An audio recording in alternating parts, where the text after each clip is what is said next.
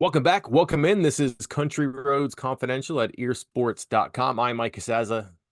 I still know how to do the intro, even though we haven't done this in a long time. I'm back. Chris Anderson is always around. He's with me.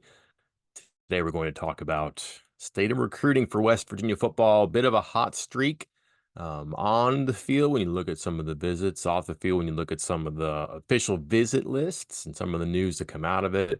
And then, Chris, urgency today to do this instead of, Friday, no visits coming up this weekend. So, why today? People got itchy fingers, huh? They're gonna maybe make up their minds, maybe make up West Virginia's minds sooner than later here too. So we had to get this out in a hurry because the that egg timer's upside down. That sand is running through pretty quickly, huh? Yeah, I think both parties here, West Virginia and the recruits, various recruits for different reasons, are ready to get decisions, get things out of the way. And I think several of the players that have officially visited West Virginia in the past couple weekends have set commitment dates now, and they've moved in some cases they've moved them up. You Yeah. know, heading into the summer, a lot of guys, yeah, I'm going to decide in July, and guess what? That doesn't work for anybody. I mean, you have to you're really rolling the dice there if you are waiting until July to announce because you have to trust that someone's not going to take your spot and the school has to trust that you're going to stick to whatever you tell them because and it's happened before, it might happen again this year. The example I was capital G given just the other day was Makai Byerson from last class. He committed to West Virginia the very first weekend of the summer and then didn't announce until July and went on official visits to Virginia Tech, Kentucky, and I can't remember who it was, but Virginia Tech and a couple other schools. And I was like, oh man, and never wavered. Never going to change his mind. Told the coaches that talked to the coaches after every single visit that he took elsewhere. Things are still good. Things are still good, and nothing. That's a dangerous game to play. I think maybe you play it with somebody, one, who's as talented as Byerson, two, who has the connections, being a legacy recruit at WVU, that you feel confident in your ability to keep that quote unquote silent commitment and keep him in the class. We'll see if they play the same game with as many people this time around. Because again, some of these guys might get pushed out. Some of these guys have already moved up their commitment dates, and that's why we have commitment dates for several recruits. What starting, I believe, third. One said he's going public Thursday. One's going Saturday. One's going Sunday. One's going Monday. It's going to be kind of a run here if these guys all stick with what they originally said for West Virginia. Before we dig into specifics here, because you certainly set the table for a kind of a viewer's guide online here for who's going to say what and when and what it might mean to West Virginia. Let's step back for a second to do the 1,000 yard glance here. The official visit weekends have been pretty good, and I would say competitive too. In that there seems to be a rush to get people here to visit and maybe to be around people that have committed or might commit, but also for the reasons you're talking about too, because there is some urgency to get this done. And I wonder if schools want to take a commitment from somebody who hasn't visited or wait on somebody who hasn't visited when maybe someone else is more hurried to get here and to get this done and wants to be here. And there's not a huge difference between the talent. And then I think the list of people who've been here have been pretty good too. And you can fill me in on that too. But also just the camps too. This is recency, I guess. The one on Monday was the best of the three. That had been terrible. And I think that they expect that they can finish strong too. But as far as like months go, when you look at all the activity and who's coming on the campus to either visit or to audition or get evaluated, I'm not saying 1 to 10 this on me, but on a scale, this does seem like it's pretty substantial proof for West Virginia that they are popular, but also they can get people here and evaluate them too. Yeah, on the camp front, the third camp that happened on Monday, June 10th, that was the best one for sure out of the three so far. That was always the plan. It was always to build up. Now I missed the first one, and I was told, what he told, like, hey, this is if you're going to miss one, this is the one to miss. And some people on the board were giving me a hard time, thinking that was just me trying to say that because I wasn't going to be there. Turned out to be 100% true. Second one was a handful of guys that you really wanted to keep an eye on, and then this one again was uh, loaded. Seems like a strong word, but I think between the first two camps, one maybe two offers went out, and I'm not even sure both of them are committable at this point. At this camp, if you include the quarterbacks who threw in the morning for the coaching staff, which again, go check out the VIP buzz and see who that was. I believe there's a combined two, four, five, six, seven new offers. On top of that, a couple kids who already had an offer, one already a 2026 commit, and I mean a couple dozen kids that I think you'll see in consideration for preferred walk-on spots, including a new preferred walk-on offer out there. So it was a very solid camp, a lot of depth, I would say, in good players at that third camp for sure. Some of quarterbacks. Seems like it's a hard time getting it, probably not everywhere, but it's a hard time getting a crop of quality quarterbacks. And then when you do, there's like eight of them that are pretty good. I don't think they travel in packs. They want to compete against each other. But what we saw Monday was, I mean, the best of the summer so far, but probably better than we've seen. I can't compare camp to camp in the past, but it just occurred to me that as far as like passers who were worth getting a look at, there were a bunch of them out there Monday. And indeed, they took a couple behind closed doors and they had their eyes on a few more. Um, is this as simple as, wow, Garrett Green is kind of proof that it can work here? Because it wasn't all tall guys either, and it was guys who can move a little bit. Or is it just that the region is friendly and they can get people on a bus ride and then on their circuit stops and West Virginia's in the middle? I think it's a couple things, and you touched on it there with the Garrett Green success, and I think that might have changed the coach's approach more than it did the player's approach here, because and I could branch out on this at a whole new podcast with what I'm about to say here, but we'll try to keep it brief. There's been a couple quarterbacks that have come in that were more, let's say, statuesque quarterbacks, big, strong, big arm, and they're off them now. The coaches are just not like they've seen that they're capable of having success with a Garrett Green type, a guy who is a little bit shorter, who's more of a mobile quarterback. They've seen they can do that. That's why they got a guy like Scotty Fox already committed for 2025. And that's why a lot of these 2026, 2027 targets are similar. Some of the guys that were, you know, 6'5, 210 and throw it 50 yards but can't move, you're going to see West Virginia drop off those guys. And they've already kind of started, especially with the camp stuff. Speaking of Fox, that could also be why things have gone the way they have for 2026. The coaching staff can essentially shut off 2025 recruiting. They don't have, at quarterback. Like every other position, those coaches are still worried about guys, still trying to get official visits, still even trying to get 2025 kids to come camp. Quarterback, Tyler Allen's like, hey man, I'm on 2026. I'm moving on. I got to go focus on this. Going to work with Scotty Fox still, of course, not just ignoring him, but as far as recruiting goes, it's just all focus on 2026. And you can pitch that to kids. Like, hey, I'm not worried about 25 anymore. I want 26. And so more and more of those 2026 kids are coming up because they know it's time to get serious with West Virginia. Yeah, I think that's why the Terry Walker from Indianapolis, is that right? Yeah, yeah. He's 6'3" and had good times as far as 40 in the shuttle drill, but everybody else, Chris, was 6 foot and under. And not that that's the model they want to get, but I mean, they picked those people out and talked to them, pulled them aside. And there were people who were taller, certainly shorter, but it just stood out to me that those people who were of that 6 foot ilk, um, and who could move, don't get me wrong, but the exception was a guy who was 6'3" who could move a little bit too. One more on quarterbacks. I read this on the board that you said was a pretty interesting tidbit from people who visited when it comes to the ferocious pickup basketball games at Neil Brown's house. Which, can I get a press pass for that? That'd be No great, I kidding. think. I would love to watch that. Yeah, who was the guy according to the recruits?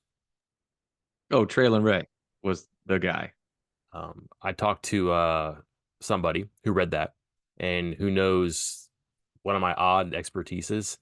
Told me that Ryder Burton is not to be messed with. That's the quarterback transfer from BYU, who I did not know had much of a basketball background, but um, they said he's just not scared and will go up against anybody, will dribble against anybody, will rebound against anybody, will guard anybody, will swat shots against anybody. He's that type of competitor. And I'm just saying this. That guy is not gonna be happy about being third string quarterback. I'm not saying he's leaving, but he's not going to come in and be like, oh, I know Nico's in front of me and I know that Garrett's in front of Nico. I'm just going to be the third string guy. He's going to go out there and he's going to try to make a mess of this. And if he does, great, because it means he performed. But it's going to make next offseason very interesting, I think, because that's not a guy who's coming to back up. He wasn't happy with his position at BYU. He's not going to be happy with being a backup here. And again, in a good way, I think, going to be competitive and drive for it. And if he's a backup, you see what happens. But he's here to play and see what happens. And he's already off the field impressing people with that drive, which just seems apparent in football, but also in basketball too. Let's go to the viewer's guide here.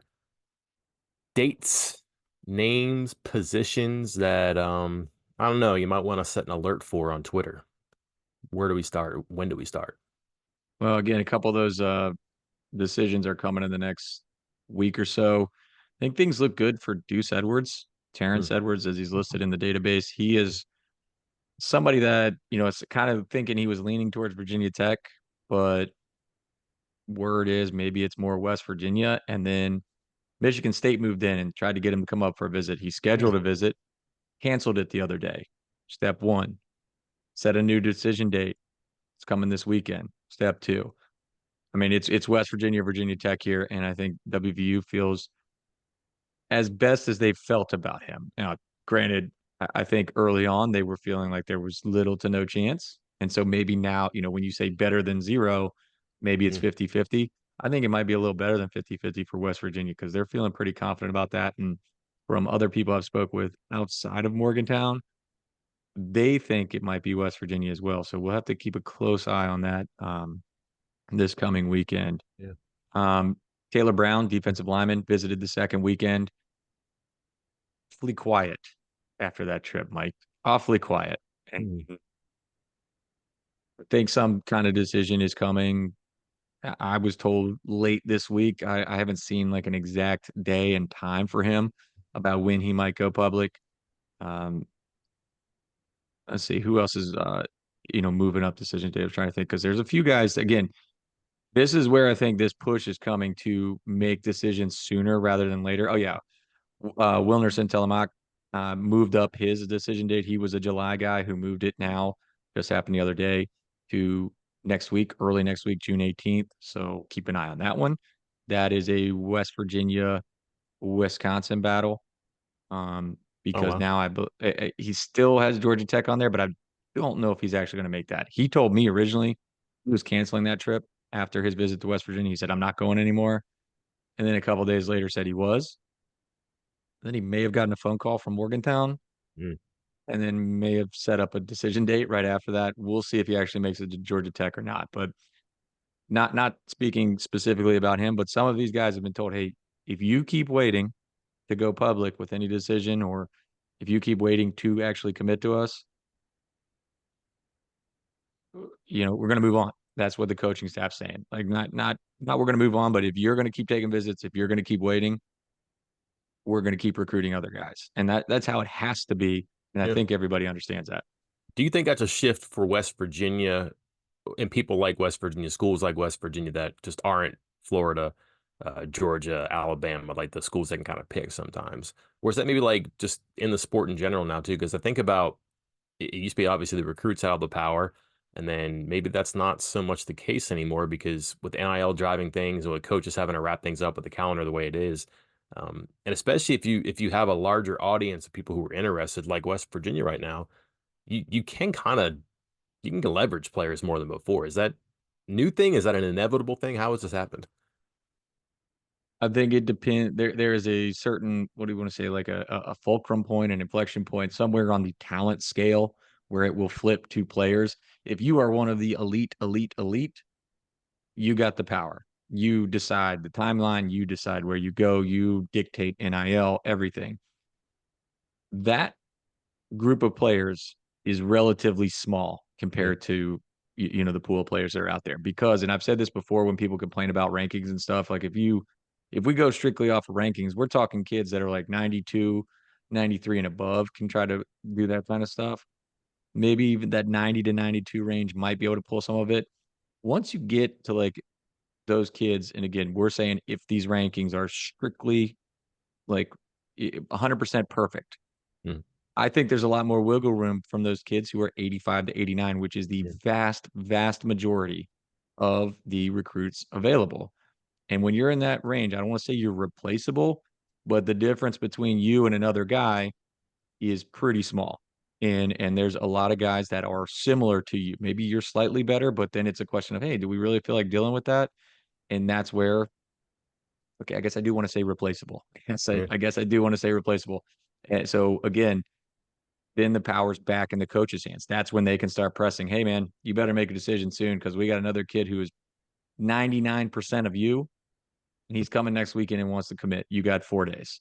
Mm. And that's not, I don't know how often West Virginia's doing that. I'm sure they're doing it some. I'm sure every school is doing it some, but that's the reality of the situation. I just wonder how many times a recruit is going to sit in a coach's office now and say, "Hey, coach, are you going to be here 4 years? Can you tell me you're not going to leave for another job?" Where a coach would go, "Are you nuts? Like, are you going to be here in 2 years or 3 years?" Like that. It just seems like it's flipped, and I wonder how much that is just across the board when it comes to these. I mean, not commitment, but like commitment decisions, like you committed to the program, the off season, and all that stuff.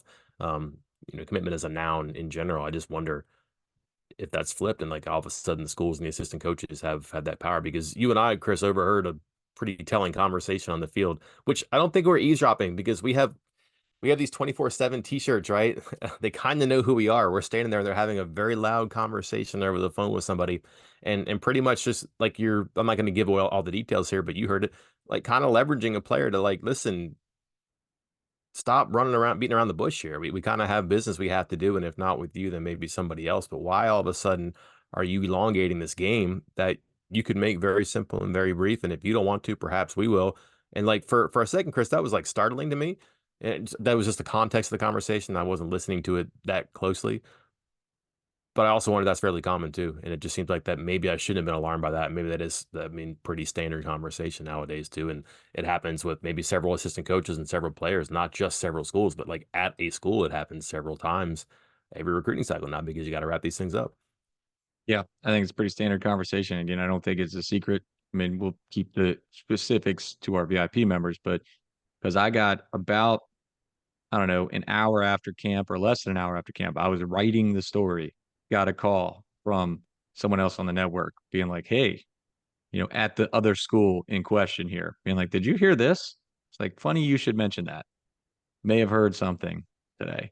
Um, but those are just conversations they're going to have. And I mean, because honestly, like I don't want to say that everything's completely impersonal because we've heard from every single recruit that came up through campus about the connection with the coaching staff, the connection with the players, the bond that they're building, the culture that's going around the program that is important to players.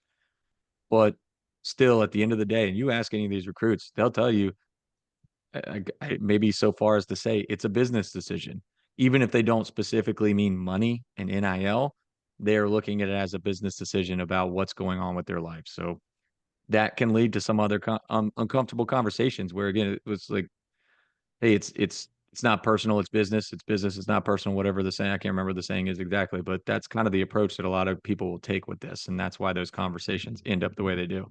I mean, you have players now saying it too, like Aubrey Burks. This is my contract year. It's a business for me, things like that. And if a guy that good, that visible says something like that too, certainly players a level below him are gonna think the same and act the same too, because I mean they're getting into this business now for the same purposes now too. Let's go over the class really quickly here. I think 11 commitments now and ranked right around that sweet spot for West Virginia. 34 nationally, 34 in the composite, so they can float up or down there. But a good year, they're going to be in that top 30, maybe top 25. 11 hard commits right now. What's left to be done? I know it's hard to fill in the entire blanks because you're talking about 25 players, but Chris, they don't do 25 players anymore. So it's probably, I don't know, a handful of spots left. So 11 is actually a pretty big number. And as you're saying, some of those spots may be filled up by Saturday, by Sunday, before the end of the month for sure. What's left, what positions, and what should we be looking for as far as progress? I would say the only two spots that are done, quarterback and running back. Quarterback's definitely done. They're only doing one. Running back, the plan is one right now. They canceled the other official visitors that were planning on coming at that position later in the month. There were three others, and they told him, "Hey, got our guy done." So I would say those two spots are done. Offensive line is close to done. They only want one more offensive tackle. They had Justin Bell on campus this past weekend. He's the only uncommitted offensive lineman invited up for an official visit this month, Wait, is which he from Good Counsel? no, no, Whoa, no, what's going on here? I don't know. They're screwing around, getting outside of their comfort zone, I guess. But yeah, this is it. It should be telling. And he told me in the interview, which our VIP members can read on the site, he felt it. Like he felt like he was the priority for West Virginia, and I think that is the case. Defensive line, they're looking for four. They got Ramondo Johnson, who is considered more of a spur, so he doesn't count towards that. Or we're calling it a spur, right? It's no longer Yep. bandit or spur Yeah, here. I think so. Um, there is a chance he grows into it. I'm told he's about 250 to 260. Talked to some people and said, hey, that's the goal, is to make him like a Tyron Bradley type who is playing around 260 right now. There is a world where he could grow into a 280. He does have the frame for it. That is not the plan, but he does have the frame for it. If he does, he'll obviously move more as a true defensive lineman, but he does not count towards the four. Linebacker, two, defensive backs, 20. I mean, that's just Shadon Brown's MO right now, which is fine. He was, I don't want to say he was ahead of the curve, but I guess maybe he was, because this was the approach he took the other year, last year, where he said, he's just going to take as many as he can and figure it out later. And I think he's going to probably do something similar this season and really put some pressure on some guys. So right now, 11 commits. The goal is to get to 18 before summer's up. Now, Hmm. when do you consider summer up? As far as they're talking, visits are done in a couple weeks. Some guys are going to decide, into June, early July, whatever that is. So let's say 18 and kind of get into the fall, basically only needing like two more guys with like three targets to fill those two spots that you're focused on, which I think is probably the goal each and every year moving forward, especially with transfers and everything going on. But I could see them getting there because right now, handful of guys deciding over the next week. There will be no zero official visitors this coming weekend, Father's Yep. Day weekend. That is a Neil Brown thing. He has been doing it for years now. That is not changing. He does not like to have official visitors on Father's Day weekend. He wants his coaching staff to take a break for a weekend. I think it's smart. It's worked out. It should work out again this year. Then they circle back after Father's Day weekend and say, hey, all right, say they're at 15. They say, okay, 15, still need a defensive lineman, still need a corner, still need whatever. Then those guys confirm, solidify their plans for an official visit that final weekend. And that's really how things are going to kind of play out over the next couple of weeks, is depending on who commits in the next 5 to 6 days, say by next Tuesday, and then they'll solidify official visit plans for that final weekend with guys who might be able to fill out this early part of the class. Yeah, I mean, you're talking like a 6, 7 people as opposed to what, Max. 18, 21 that they had 2 weeks ago, which everybody said was a very good weekend. But I think it might actually be a good weekend if that's a small number, because that means they've sorted out a bunch of affairs too. Real quick, well, two things. Spear and Spur are in. Bandit is out. I looked this up because did you see Ty French walking around the field? Did.